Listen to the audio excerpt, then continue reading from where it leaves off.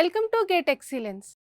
अब हम लोग एक न्यू सीरीज स्टार्ट करने जा रहे हैं जिसमें हम लोग प्रीवियस ईयर में जितने भी क्वेश्चंस आए हैं आपके ईडीसी के वो पास्ट 10 ईयर्स के हम लोग करवाने जा रहे हैं। ठीक है, तो 2010 टू 2021 तक जितने भी आपके क्वेश्चंस आए ईडीसी के वो हम लोग सॉल्व करेंगे। ईयर वाइज हम लोग क्वेश्चंस आपको यहाँ पे सॉल्यूशन प्रोवाइड करवाएंगे। ठीक है, तो आप लोग भी अच्छे से बने रहिए, आप लोग भी अच्छे से देखिए कि कैसे तरीका होता है क्वेश्चन हैंडल करने का। ठीक है, क्वेश्चन को सॉल्व करने का क्या प्रोसीजर होता है, क्योंकि कंसेप्ट तो आप पढ़ लेते हैं बट उसको क्वेश्चन में अप्लाई करना आप लोगों को नहीं आता है, इसीलिए क्वेश्चन में सॉल्व करने में आपको दिक्कत होती है। तो आप लोग अच्छे से देखिए कि क्या आपकी अप्रोच होनी चाहिए क्वेश्चन सॉल्विंग की। So let's start.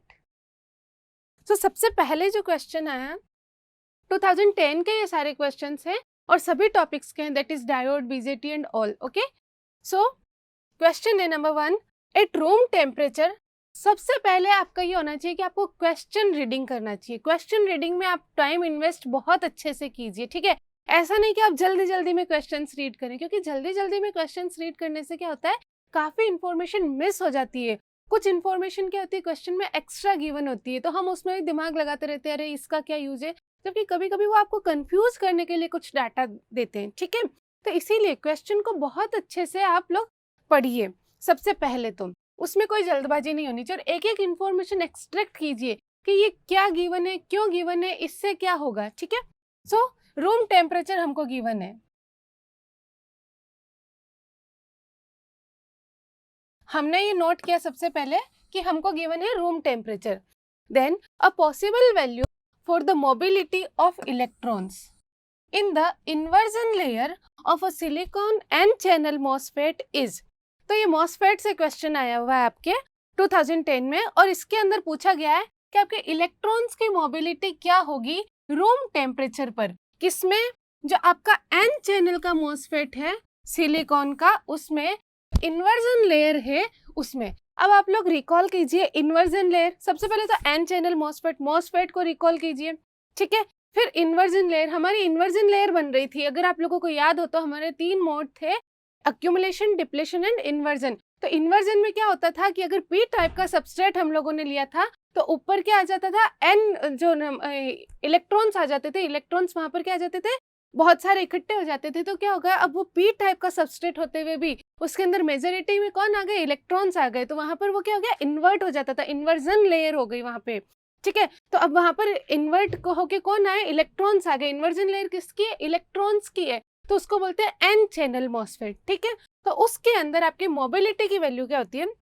तो ये सिंपल जो क्वेश्चन है ना, ये इसमें कोई भी फॉर्मूला नहीं है, कुछ भी कंसेप्ट नहीं है, कुछ आपको दिमाग नहीं लगाना है, इसमें सीधा सीधा ये लोग सिंपली फिक्स्ड वैल्यू पूछ रहे हैं। तो रूम टेम्परेचर पे आपके म्यू एन की वैल्यू फिक्स होती है, दैट इज 1350 सेंटीमीटर स्क्वायर पर वोल्ट सेकेंड। ठीक है, so this is fixed value. तो सिंपली ये एक आप ऐसा बोल सकते हैं कांस्टेंट है, उसकी वैल्यू पूछ रहा है।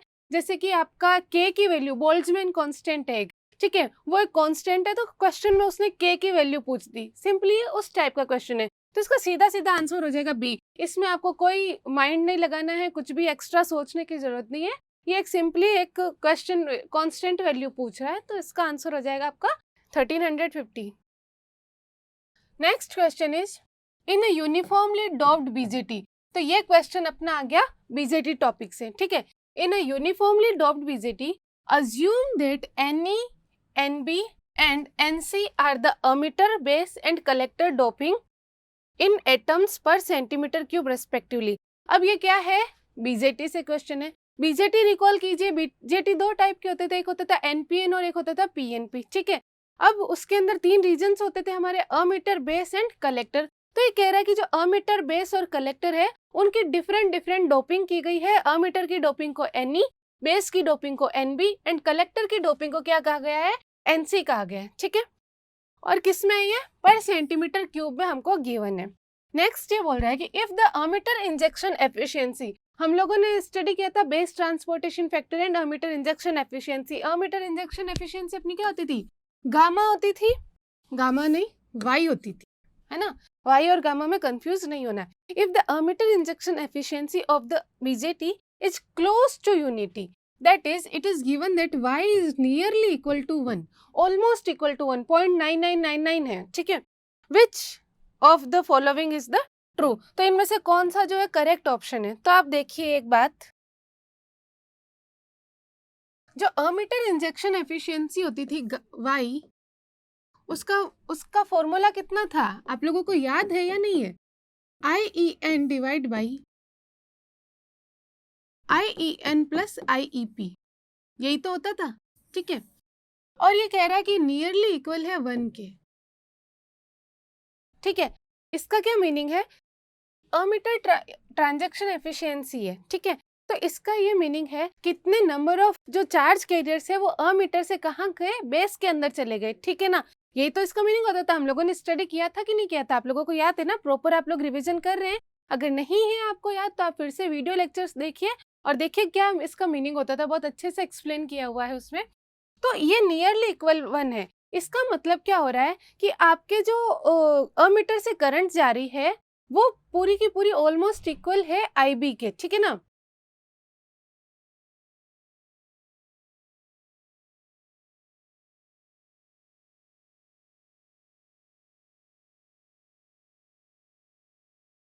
देखिए अब ये कह रहा है कि ये नियरली इक्वल है 1 के.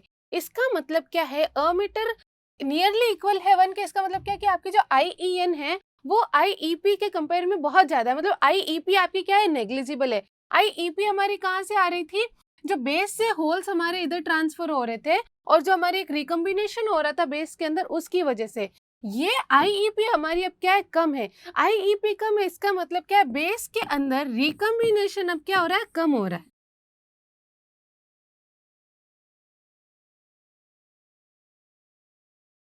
रिकम्बिनेशन क्या हो गया? रिड्यूस्ड हो गया. रिकम्बिनेशन कम हो गया, इसका मतलब क्या है कि हमारी जो बेस की डोपिंग है ना NB, वो बहुत कम है, ठीक है. वो बहुत कम है इसके किसके कंपैरिजन में? अमीटर के कंपैरिजन में. सो NB is much much less than NE. Okay. और हमको पता है जो बेस की डोपिंग होती है वो कलेक्टर की डोपिंग से तो क्या होती है? ज्यादा ही होती है. सो हमारा क्या ऑप्शन टिक हो जाएगा कि NE जो है वो किससे ज्यादा है? NB से ज्यादा है.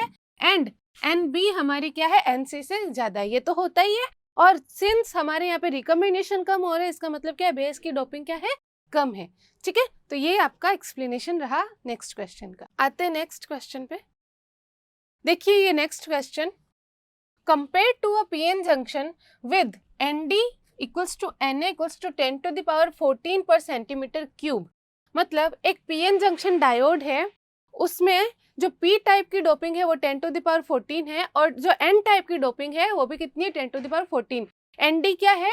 डोनर इम्प्योरिटी हो गई और Na क्या है? एक्सेप्टर इम्प्योरिटी हो गई. तो हम लोगों ने डिटरमाइन कर लिया कि N type doping and P type doping हमको गिवन है. Which one of the following statements are true for a PN junction with Na and Nd equals to 10 to the power 20 per centimeter cube? अच्छे से इस question को समझिए. इस question में क्या गिवन है? इस क्वेश्चन में कह रहा है कि आपके पास एक PN जंक्शन डायोड है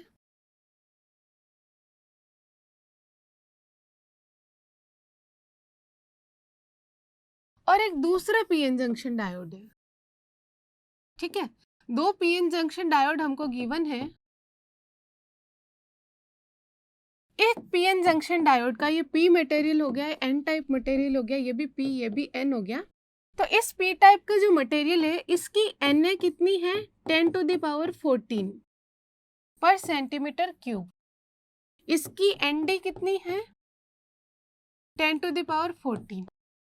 और एक दूसरा PN जंक्शन डायोड है जिसकी Na कितनी है?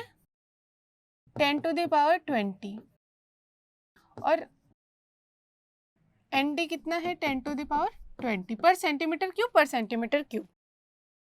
अब ये कह रहा है कि इन दोनों को कंपेयर करो. कंपेयर किस रेफरेंस में करना है?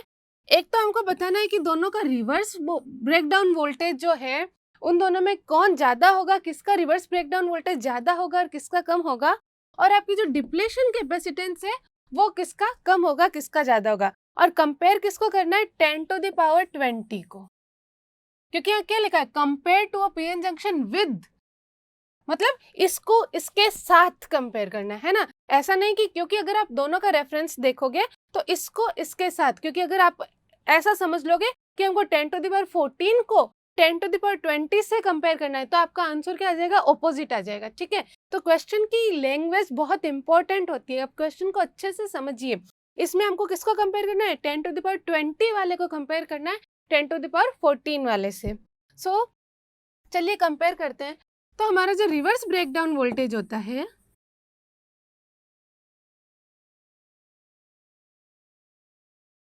रिवर्स ब्रेकडाउन वोल्टेज वो सिंपली इनवर्सली प्रोपोर्शनल होता है डोपिंग के।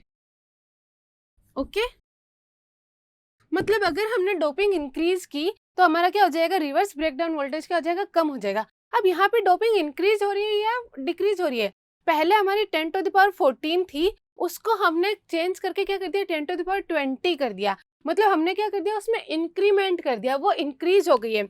इंक्रीज हो गई है डोपिंग, तो आपका रिवर्स ब्रेकडाउन वोल्टेज क्या हो जाएगा, सिंपली डिक्रीज हो जाएगा। That's it. और अब हम लोग बात करते हैं कैपेसिटेंस की।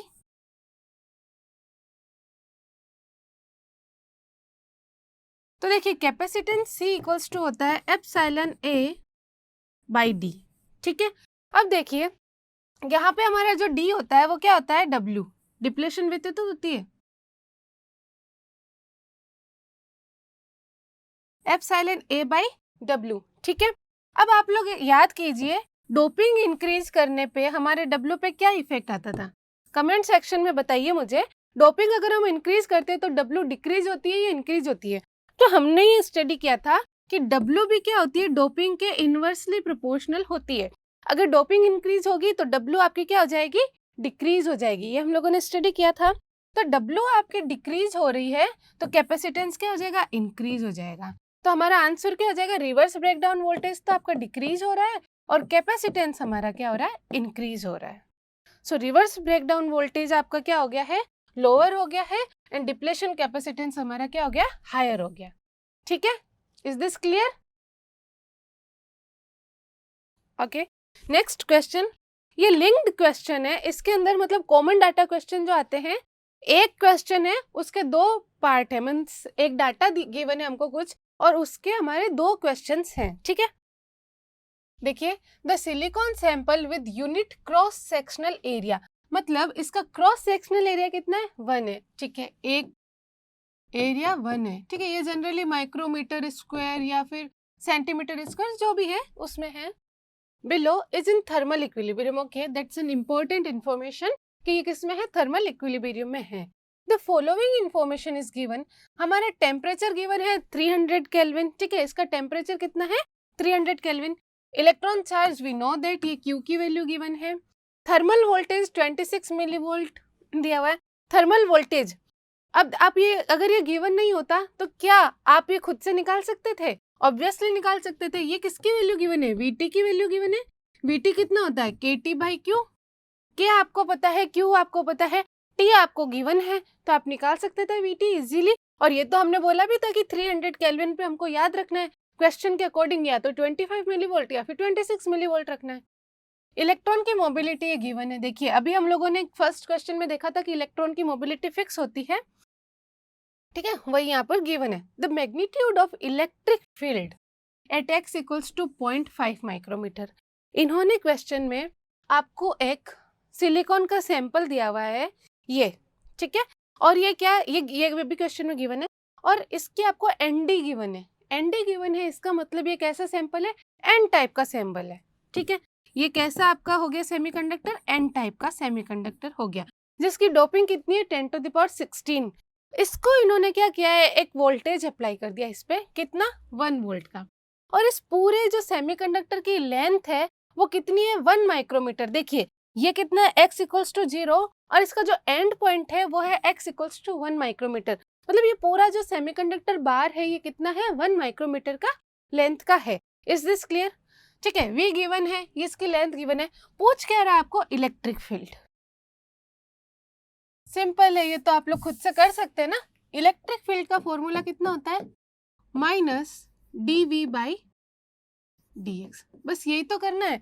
अब एक बात बताइए मुझे, इसने पूछा है at x equals to 0.5 5 micrometer.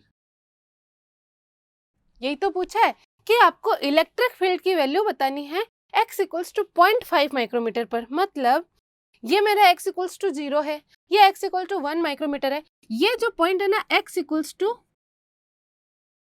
0.5 micrometer, यहाँ पे क्या पूछ रहा है? ये इलेक्ट्रिक फील्ड की वैल्यू पूछ रहा है। अब मुझे एक बात बताइए, इस क्वेश्चन में मैं ये dv बाई dx को ऐसे लिख सकती हूँ v2 minus v1 divide by x2 minus x1। ठीक है, अब अगर मुझे यहाँ का इलेक्ट्रिक फील्ड पता करना है x इक्वल्स टू 0.5 का, तो मैं इन दोनों के बीच का निकाल लूँ, यहाँ का रेफरेंस ले लूँ। ये तो x2 मेरी 0.5 और x1 को 0 रख दूँ। क्या आंसर सही आएगा? उससे आप लोग खुद सोचिए और खुद बताइए। देखिए, हम लोगों ने जब इलेक्ट्रिक फील्ड स्टडी किया था, स्पेशली जब सेमीकंडक्टर में हम लोगों ने देखा था, एक तो होता था इनबिल्ट, वो नहीं। जब हम एक्सटर्नली कुछ अप्लाई करते हैं, उस केस में इलेक्ट्रिक फील्ड हम लोगों ने देखा था कि through out the semiconductor constant होता है। मतलब वो डिपेंड नहीं करेगा कि आप x इक्वल्स टू 0.5 पे निकाल रहे हो, 0.2 पे, 0.3 पे, 0.8 पे, किस पे निकाल रहे हो, वो डिपेंड नहीं करेगा। यहाँ पर जो इलेक्ट्रिक फील्ड रहेगा वही यहाँ पर रहेगा, वही यहाँ पर रहेगा, वही यहाँ पर रहेगा। पूरे सेमीकंडक्टर में आपको जो इलेक्ट्रिक फील्ड है वो क्या रहेगा? कांस्टेंट रहेगा। Is this clear? ये याद है कि नहीं आपको? हम लोगों ने ग्राफ भी बनाया था इस टाइप से, ये इलेक्ट्रिक फील्ड होता था और इसकी वैल्यू भी आई थी, अगर आप लोगों को याद हो, v बाई एल आई थी। ठीक है, तो ये आपका क्या रहता था? रहता था, तो v बाई एल आई थी इसकी वैल्यू, है ना? तो सिंपली ये डिपेंड ही नहीं करेगा इस पर। तो हम यहाँ पे x2 को 0.5 अब नहीं लेंगे। ये आप लोग गलती बहुत ज्यादा कर सकते हो और ये करते हैं स्टूडेंट्स, और ये गलती नहीं करनी है। स्टूडेंट्स क्या करेंगे कि v2 minus v1 voltage difference तो दिया हुआ है 1 वोल्ट, और नीचे कर देते हैं 0.5, इसको कट करते हैं और बोल देते हैं 2 आंसर आ रहा है। ठीक है, और यूनिट्स वगैरह चेंज करके बोल देंगे 20 आंसर आ रहा है। ठीक है, बट ऐसा नहीं है। क्या होगा, हमको पता है कि इसके अंदर क्या होता है, v बाई एल होता है। या फिर इसको अगर मैं बोल दूं कि v2 minus v1 upon x2 minus x1 में फॉर्मूला तो लगा सकती हूँ, बट यहाँ पे x2 मुझे क्या लेना पड़ेगा? And point. ठीक है, जहां पे जो भी एंड पॉइंट है आपके सेमीकंडक्टर का वो, और ये क्या लेना पड़ेगा? Start point. आपको जो भी पॉइंट गिवन है दैट इज 0.5, अगर आपको 0.2 0.8 दे देता तो ऐसा नहीं कि आप x2 को वो वैल्यू लिखो। x2 हमेशा आपका कितना रहेगा? 1 रहेगा, और x1 आपका कितना रहेगा? 0 रहेगा, क्योंकि आपका सेमीकंडक्टर जो बाहर है वो कहाँ से स्टार्ट हो रहा है? 0 माइक्रोमीटर से स्टार्ट हो रहा है और एंड कहाँ हो रहा है? 1 माइक्रोमीटर पे। ठीक है, v2 है -1। अब एक चीज और है, स्टूडेंट्स एक और गलती कर सकते हैं, x2 माइनस x1 कर रहे हैं हम लोग, v2 माइनस v1 कर रहे हैं। मतलब यहाँ से लेके इसका हम लोग इस डायरेक्शन में वोल्टेज डिफरेंस लिख रहे हैं, जबकि ये हमको गिवन है इस डायरेक्शन के अंदर। मतलब इस डायरेक्शन में ये +1 वोल्ट है, दैट इज इस डायरेक्शन में कितना आ जाएगा? -1 वोल्ट। या फिर आप ऐसे बोल सकते हो कि ये जो पॉइंट है और ये जो पॉइंट है, इन दोनों के बीच का पोटेंशियल डिफरेंस कितना है? 1 वोल्ट। दैट इज अगर ये 2 वोल्ट पर है तो ये कितना होगा? 1 वोल्ट पर होगा। ठीक है, यही तो इसका मीनिंग हुआ। तो इसमें 2 माइनस 1 करेंगे तो 1 आ रहा है। अगर ये 3 वोल्ट पर है तो ये 2 वोल्ट पर है। ठीक है, इस टाइप से मतलब इन दोनों का जो गैप है, इन दोनों का जो डिफरेंस है वोल्टेजेस का, वो कितना मेंटेन होना चाहिए? 1 वोल्ट का। ठीक है, तो मैं ये मान लेती हूँ कि यहाँ पे मेरा 1 वोल्ट है और ये 0 वोल्ट है। ये बेस्ट एग्जाम्पल होता है। ओके, सो हम लोग ये मान लेते हैं कि यहाँ का 1 वोल्ट है और यहाँ का 0 वोल्ट है। तो जो पॉइंट x2 का है वहां पर कितना वोल्टेज है? 0 वोल्ट। और जो पॉइंट x1 का है वहां पर कितना है? 1 वोल्ट। सो v2 हमारा कितना हो जाएगा? 0। v1 मेरा कितना हो गया? 1 डिवाइडेड बाई x2 कितना है? 1 माइनस 0। ठीक है, और ऑलरेडी हमारा एक माइनस आता है, तो ये कितना हो जाएगा? Minus of -1 divided by 1। ठीक है, ये किस में आ गया? वोल्ट पर माइक्रोमीटर में, क्योंकि हमारी लेंथ किस में है? माइक्रोमीटर में। भी माइनस माइनस प्लस हो जाएगा 1 वोल्ट पर माइक्रोमीटर। अब आप लोग क्या करेंगे? ऑप्शंस में देखेंगे। ठीक है, 1 आ गया, आप ये क्वेश्चन सही कर देंगे। बट आप लोग यूनिट्स तो कंपेयर कीजिए। क्वेश्चन हमारा किस में? किलो वोल्ट पर सेंटीमीटर के अंदर है, ध्यान रहे। और हमारा किस में आ रहा है ये आंसर? 1 वोल्ट पर माइक्रोमीटर में। तो आइए चेंज करते हैं हम लोग इसको। माइक्रोमीटर को अगर हम लोगों को सेंटीमीटर में कन्वर्ट करना होगा तो क्या सिंपली हो जाएगा 10⁻⁻4 हो जाएगा, ठीक है। और ये क्या हो गया, माइक्रोमीटर हो गया। 10⁻⁻4 ऊपर जाएगा तो क्या बन गया, 10⁻4 बन गया, वोल्ट पर सेंटीमीटर हो गया अब ये, ठीक है। ये हो गया वोल्ट पर सेंटीमीटर। 10⁻4 कितना हो जाता है, इसको मैं क्या लिख सकती हूँ, 10 × 10⁻3 वोल्ट पर सेंटीमीटर। 10⁻3 कितना हो गया, किलो वोल्ट, तो कितना आ गया 10 किलो वोल्ट पर सेंटीमीटर।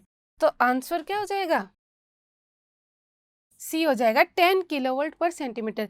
देखिए अगर आप लोग यूनिट्स चेक नहीं करते, सिर्फ आप लोग मैग्नीट्यूड देखते तो आप लोग ए आंसर टिक कर देते, जो कि आपका होता है रॉन्ग, ये तो गलत होता है। प्लस ये नेट तो है नहीं, न्यूमेरिकल टाइप तो है नहीं, तो आपके माइनस मार्किंग भी हो जाती। तो आंसर क्या होगा आपका 10। आप लोग हमेशा क्वेश्चन में यूनिट देखा कीजिए। कई बार क्या होता है ऑप्शंस में यूनिट नहीं देके क्वेश्चन में ही ब्रैकेट में मेंशन कर देते हैं कि इन किलोवोल्ट पर सेंटीमीटर, और यहाँ पर सिर्फ आपको ये किलोवोल्ट पर सेंटीमीटर गिवन भी नहीं होगा, सिर्फ 1, 5, 10 और 26 ऐसे गिवन होता है।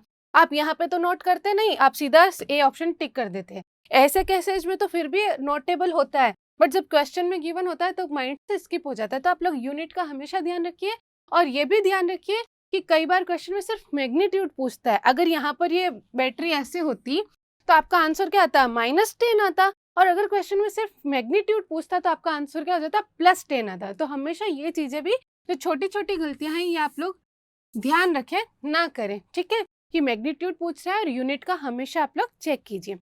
अब ये कॉमन डाटा क्वेश्चन है, तो इसी का एक और पार्ट है, सेम डाटा है, सेम क्वेश्चन है, बस क्वेश्चन में इसने डिफरेंट एक पूछा है, magnitude of electron drift current density. अब क्या पूछ रहा है ये, इलेक्ट्रॉन ड्रिफ्ट करंट डेंसिटी। आइए देखते हैं।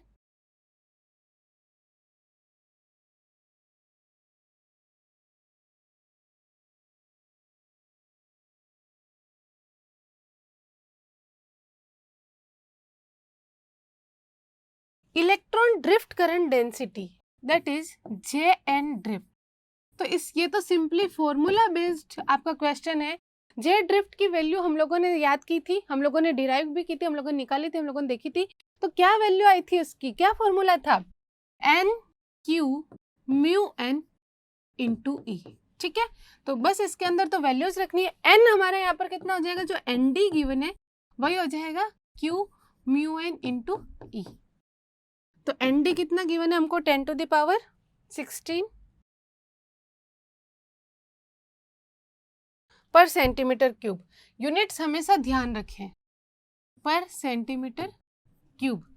क्यू मेरा होता है 1.6 × 10⁻⁻19। μN कितना गिवन है, 1350, ठीक है।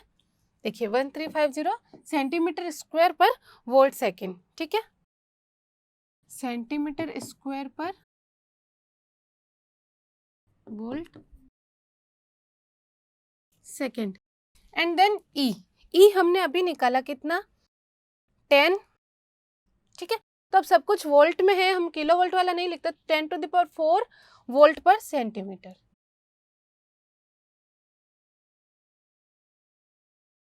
वोल्ट पर सेंटीमीटर।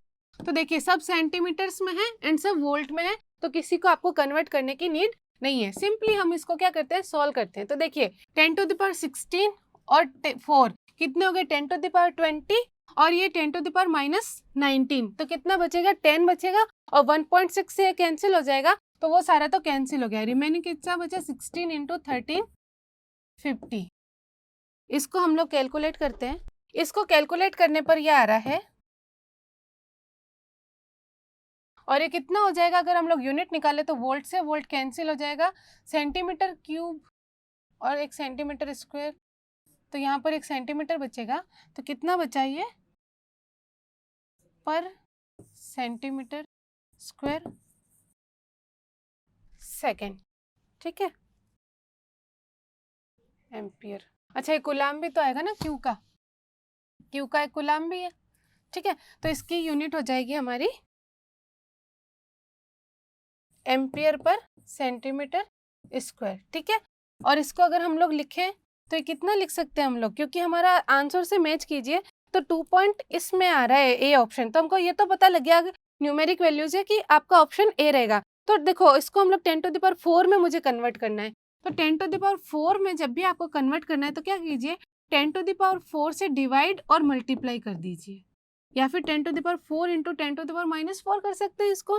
तो 10⁴ तो एज इट इज रह जाएगा, 10⁻⁻4 की वजह से क्या बन जाएगा 2.16 इंटू 10⁴ एम्पियर पर सेंटीमीटर। सो आपका इसका आंसर क्या हो जाएगा, ऑप्शन ए। तो ये तो सिंपली आपका क्या है, फॉर्मूला बेस्ड क्वेश्चन है।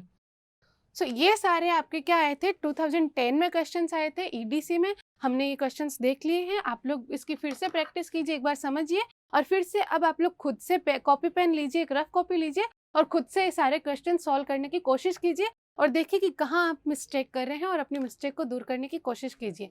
तो हम लोग मिलते हैं नेक्स्ट लेक्चर में, उसमें हम लोग 2011 के क्वेश्चन सॉल्व करेंगे। Thank you so much.